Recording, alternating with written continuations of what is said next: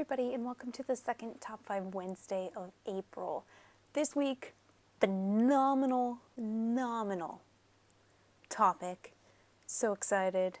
It's top 5 book quotes. As always, this was extremely hard for me because, 75% of the time when I'm with people, I'm kind of like a walking, talking quote book. I have a thing about quotes. I'm incredibly moved by words, and I love utilizing them whenever I think appropriate, or even when not entirely appropriate. For this list, I set myself kind of a rule or two, because since I love quotes so much, I said no quotes from theater/drama and no quotes from poetry. I wanted to stick fairly strictly to novels and to fiction. Alright, let's go. Number 5 on this list is actually from a book I haven't even read. I first heard this quote from an interview that was given by the late Brandon Lee, and at the time I hadn't even realized it was from a book until I looked it up and they said, oh, he was quoting a book. And the novel in question is The Sheltering Sky by Paul Bowles, and the quote is thus: "Because we do not know when we will die, we get to think of life as an inexhaustible well. And yet everything happens only a certain number of times, and a very small number, really. How many more times will you remember a certain afternoon of your childhood? Some afternoon that is so deeply part of your being that you can't even conceive of your life without it. Perhaps 4 or 5 times more, perhaps not even that. How many more times will you watch the full moon rise? Perhaps 20? And yet, it all seems limitless." This is such a beautiful quote for me because it emphasizes something that is so inherent to human culture and that is such a recurring theme throughout our art and our literature and everything else, and that is time. The passage of time, the feeling of not having enough time or thinking you have enough time, and I just think it's so beautifully done. Number 4 on this list comes from Cloud Atlas by David Mitchell. I'm just going to say that you could pick any number of quotes from Cloud Atlas because it's such a beautifully written novel. The prose is just poetic, really, without being poetry. And it's not like really flowery purple prose or anything. It's just beautiful. So beautiful. And there's one quote that I love a lot. "What wouldn't I give now for a never-changing map of the ever-constant ineffable?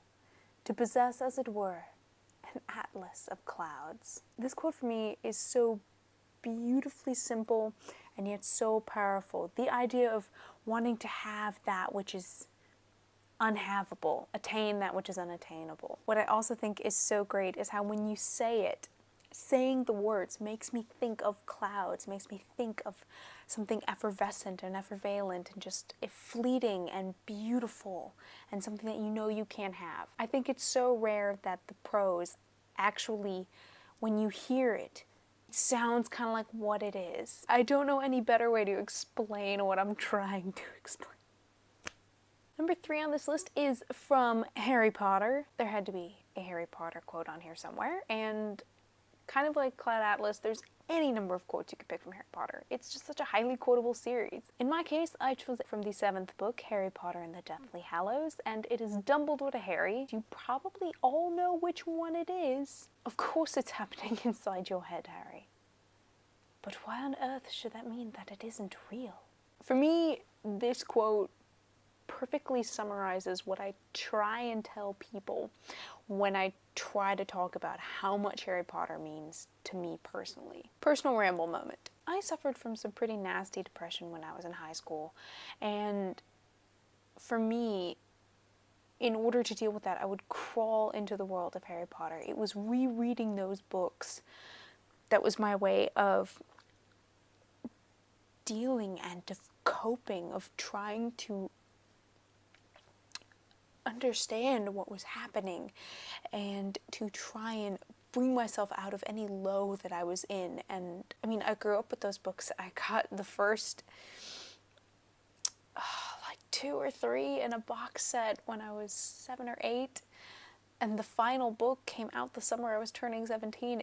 These books, I quite literally grew up with them, and I knew it was happening inside my head when I would read them. I knew that I was seeing it all in my head. It was my imagination that was running wild, but to me it was real. Harry, Ron, and Hermione were people with whom I empathized and whom I agreed and disagreed, and they weren't just words on a page. It wasn't just scratches of ink.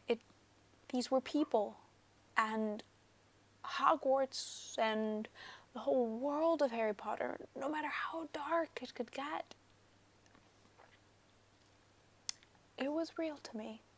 It still kind of is in its way, and the whole series has a very special place in my heart. And I remember reading that line and just thinking, you know, the oh so wise 17-year-old that I was, that, yeah, that's it.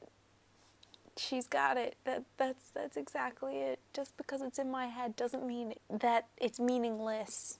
Personal ramble moment over. Sorry, you guys. Number 2 on this list is from Philip Pullman's His Dark Materials trilogy. It is from The Amber Spyglass. Even if it means oblivion, friends, I'll welcome it, because it won't be nothing. We'll be alive again in 1,000 blades of grass and 1,000,000 leaves.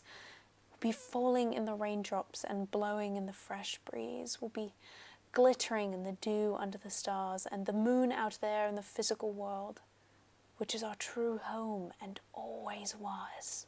To me, this is such a great quote because it's spoken by souls of the dead who are venturing on into what is the true afterlife. It's that passing of the soul, and them realizing that while they see it as oblivion, it's passing on and dispersing into everything around us. It's the whole idea that when you die, you become a part of everything. And I think that's such a beautiful sentiment. And for a series that so often got pitched as middle grade and young adult, and that's a really powerful sentiment. And frankly, I think this series should be read by everybody.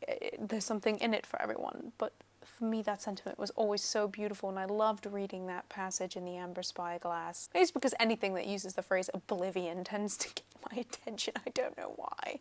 It's just such a great word, oblivion. And number 1 on this list, for me, one of the top book quotes I've ever read, I mean, just bar none, is the final line of Marcus Zusak's novel, The Book Thief. I am haunted by humans.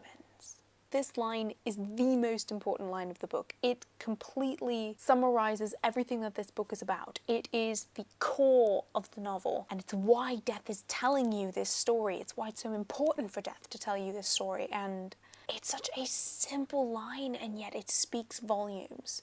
That's the line I always remember, and for me it's always been just such a remarkable line, I think, for its simplicity. That's all for me tonight, you guys, so until next time, cheers.